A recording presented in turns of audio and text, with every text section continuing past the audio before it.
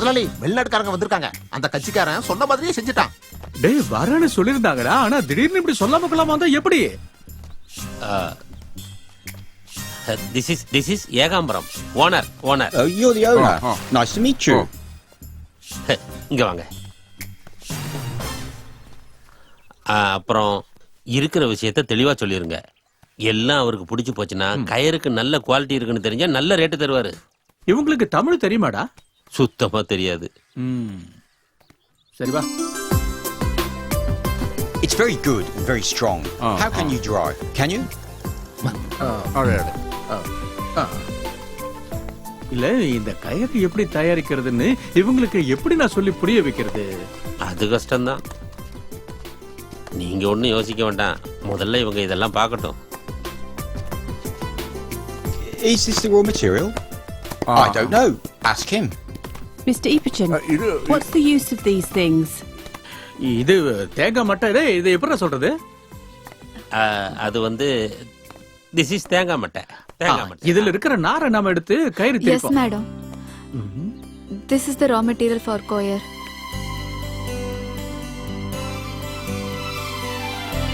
Is this the first step of making fibre? மொத்தத்தையும் சொல்லு. Can you explain the procedure? The fiber is derived from this coconut shell. It is very strong and natural. Oh, நீ இன்னும் கொஞ்சம் புரியுற மாதிரி சொல்லி கொடு. Come with me, sir. okay, sure. போங்க. Thank you. இவளுக்கு இவ்வளவு திறமை இருக்கா முதலாளி? அப்படியே கடுகு வெடிக்கிற மாதிரி வெடிக்கிறாளே. வாங்க முதலாளி, இல்லன்னா அவதான் முதலாளி நினைச்சுக்கோங்க. வாங்க.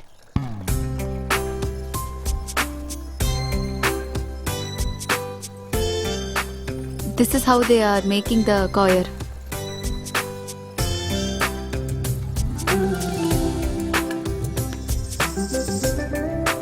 இதெல்லாம் இங்க இப்படிதான் செய்யறோம். பார்த்தாலே புரியுது இல்லையா? We will talk to our executive. இவங்க என்ன சொல்றாங்க? நமக்கு ஆர்டர் தரத பத்தி கம்பெனி கிட்ட அவர் பேசுறாராம். அசல் வட்டியுமா 500 ரூபாய்க்கு மேல ஆயிடுச்சு. ஆண்டனி சரியில்லைன்னு நிறைய பேர் என்கிட்ட சொன்னாங்க. ஆனா என்கிட்ட எல்லாம் பருப்பு வேவாதுன்னு உனக்கு தெரியும்ல. பழையது இல்லையாடி? எப்போ இந்த தோசை தானே. சரி சட்னியை ஊத்து. ஆண்டனி இன்னைக்கு மார்க்கெட்டுக்கு வருவான். அவனை இன்னைக்கு கையும் களவுமா பிடிக்கிற. உங்களுக்கு இந்த காசு வட்டி இத பத்தி மட்டும் தான் கவலை. உனக்கு என்ன சொல்லுவ? நான் தானே கஷ்டப்படுறது. எவ்வளவு காசு ஒவ்வொருத்தரும் என்ன ஏமாத்திட்டு போயிட்டு இருக்கானுங்க. கொஞ்சம் கொஞ்சம் உன் தான தர்மத்திலயும் வச்சுக்கோய. நல்ல விஷயம்தான். அட நீங்க இப்ப வந்தீங்க? எங்கேயாவது வெளியில போறியா? தீபண்ண முதலாளியோட கம்பெனில வேலை கிடைச்சிருக்கு. உன்னால எப்படி இதெல்லாம் செய்ய முடியும்? வாழ வேண்டாமாக்கா? பிள்ளைய பட்னி போட முடியாதுல்ல. இவளை பத்தி தான் எனக்கு கொஞ்சம் கவலையா இருக்கு. தனியா விட்டுட்டு எப்படிக்கா போறது? அத பத்திலாம் நீ கவலைப்பட வேணாம். நீ வர வரைக்கும் அவ இங்கே இருப்பா. எனக்கு ஒரு துணையா. அப்படிதானே? ஒழுங்கா சமத்தா இருக்கணும் அக்கா. நீ நிம்மதியா போயிட்டு வா.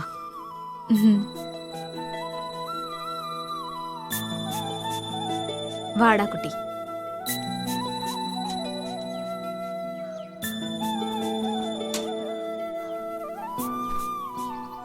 ருக்மணி சீக்கிரம் வந்துரு. முதலாளிக்கு தெரிஞ்சா கத்துவான். அந்த ஆளு இவ்வளவு ஒன்னும் சொல்ல மாட்டாரு. அதுவும் சரிதான்.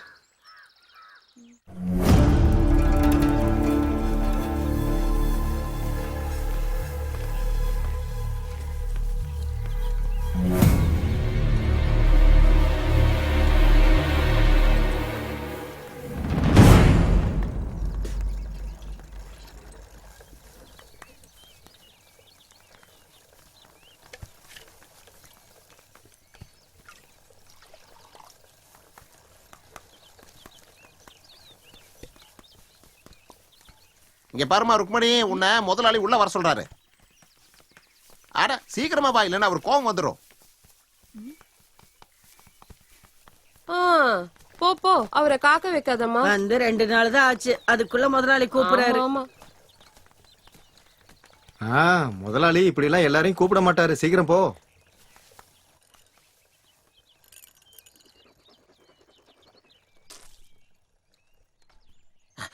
முதலாளி அவ வந்துகிட்டு இருக்கா. நீங்க போறேன் இப்ப போயிடுறேன்.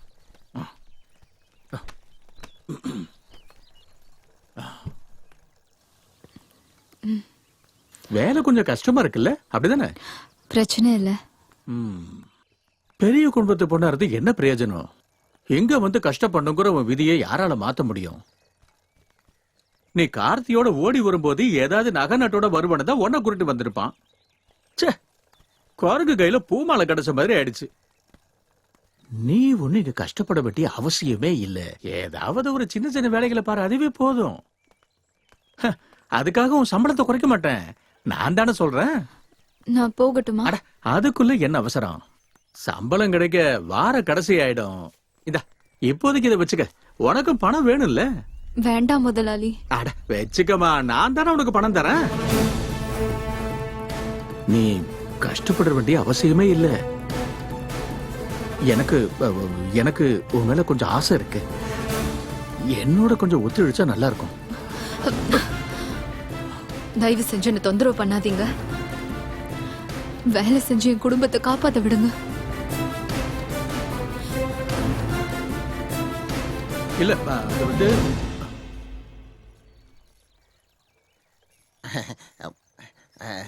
முதலாளி நீங்க கொஞ்சம் அவசரப்பட்டீங்களோன்னு எனக்கு தோணுது. பரவாயில்ல விடுங்க. எவ்வளவு நாள் அவ இப்படி தப்பிச்சு ஓடுவா? ஒரு நாள் கண்டிப்பா மாட்டித்தான் தீருவா.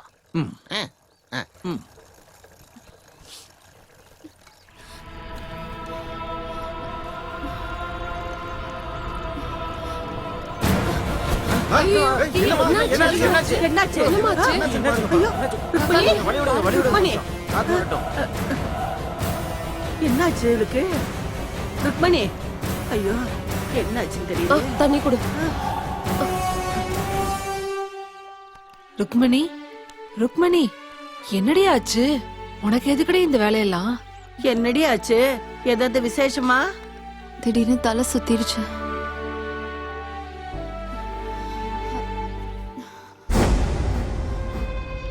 எனக்கு எந்த பிரச்சனையும் இல்ல. ஆஸ்பத்திரிக்கு போனா முதலாளி கிட்ட சொல்லு. உங்களுக்கெல்லாம் வேற வேலையே இல்லையா? இது வேற விஷயம். பயப்படுறதுக்கெல்லாம் ஒண்ணும் இல்ல.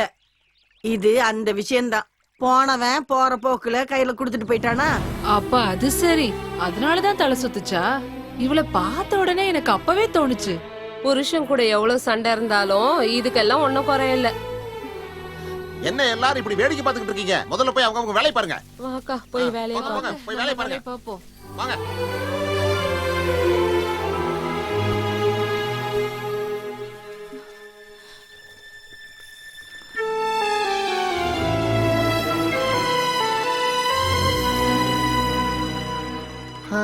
கடைசியில ஆசைப்பட்ட விஷயம் இப்படி நடக்காம போச்சே.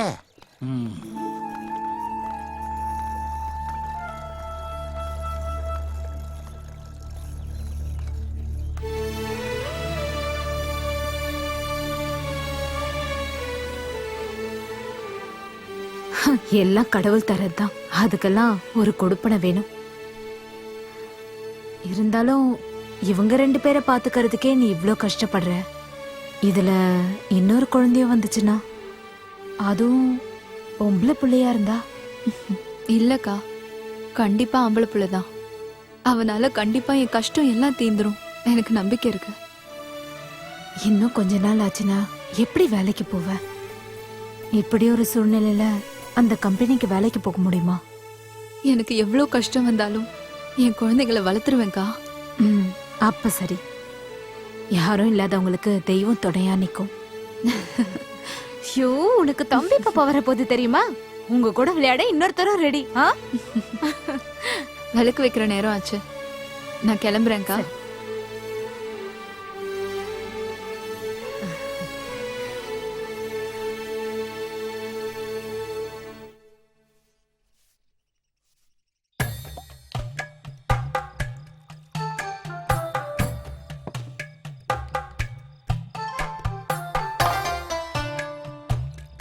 போதுண்டா.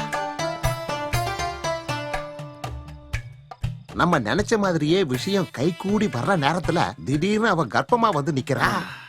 கொஞ்சம் மெதுவா பேசுடா, அவ காதுல விழுந்துற போகுது. எனக்கு அவளை முதல் தடவை பார்க்கும்போது அந்த ஆசை இருந்தது. இப்போ அந்த ஆசை இருக்குதானே செய்யுது. அந்த ஆசைய மூளையில தூக்கி போடுங்க. இந்த சூழ்நிலையில எப்படி என்ன பண்ண போறீங்க? இல்லடா, நான் என்ன சொல்ல வரேன்னா, வாங்க சாமி கும்பிட்டுட்டு தூங்கலாம். தோ வரேன். இன்னும் கொஞ்சம் ஊத்துறா. போதுண்டா. முதலாளி இது போதும் முதலாளி, சீக்கிரமா போங்க. ஆமா முட்டை நீ சாப்பிடு. நமக்கு இதுதான் மிச்சம். இந்த நேரத்துல இப்படி அடிச்சாதான் உண்டு. இந்த வயசான காலத்துல இருந்தால் போய் என்னதான் பண்ண போறாரு?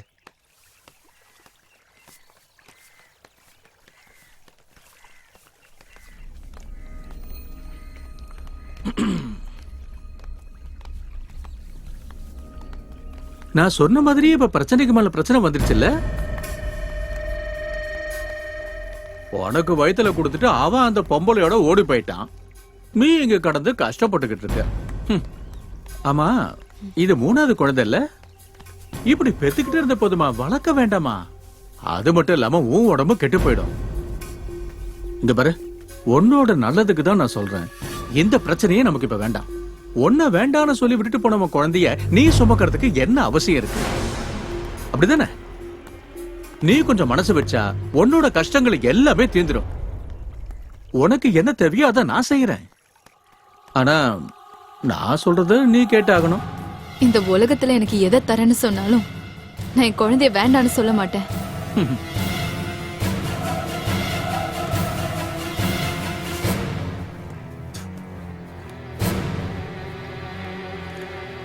தாச, இவ வழிக்கு வர மாதிரி தெரியல. அப்ப என்ன பண்றது முதலாளி? நீ என்ன இந்த கம்பெனியை இழுத்து போட வந்திருக்கியா? ரொம்ப கஷ்டப்படுறியேன்னு பாவம் பார்த்து உன்னை இந்த கம்பெனில வேலைக்கு சேர்த்து விட்டேன். அதுக்கு ஆனா நீ அதுக்கு இப்ப என்ன பண்ணலாம் மேஸ்திரி? அவ ஒழுங்கா தான் செய்யறா. அத முடிவு பண்ண நீ யாரு? என்ன வேலை பார்த்திருக்க நீ? இங்க செய்யற கயிறுக்கு ஒரு குவாலிட்டி இருக்கு, ஒரு பேர் இருக்கு. இப்படி எல்லாம் செஞ்சா பேர் தான் நாடி போயிடும். முதலாளிக்கு தெரிஞ்சதுன்னா அவ்வளவுதான். நீ இதுல வேலை செஞ்சதெல்லாம் போதும், பேசாம நாறு தட்ட போ. என்ன நான் சொல்றது புரியலையா? உன்னோட வேலை இனி வெளியில தான். கொஞ்சம் காத்தும் வெயிலும் பட்டா நல்லதுதான். பேசாம என் கூட வா வா வான்னு சொல்றல. ஒரு வேலை கொடுக்கலான்னு பார்த்தா நமக்கு வேலை வச்சுட்டியே. என்ன பொம்பளை?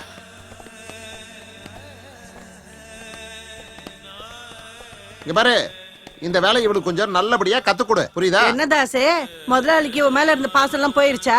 அதெல்லாம் கேக்குறது நீ யாரு? நீ போய் வேலை பாருமா. என்னடி வாந்தி வருதா? எங்களுக்கும் தான் மூக்கு வாயெல்லாம் இருக்கு. ஏமா நீ கொஞ்சம் அந்த பக்கமா போய் உட்காரு போ.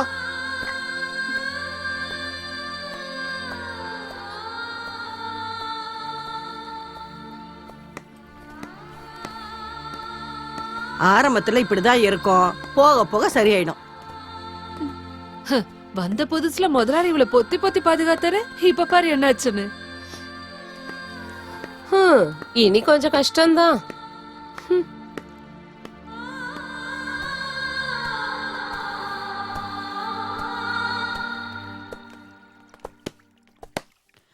ஓ, ராஜகுமாரி அம்மா சேத்துக்குள்ள வந்துட்டாங்களா? ஐயோ, கையெல்லாம் வலிக்க போகுது. நல்ல அப்படி நார் வெளியில வர மாதிரி ஓங்கி அடிடி.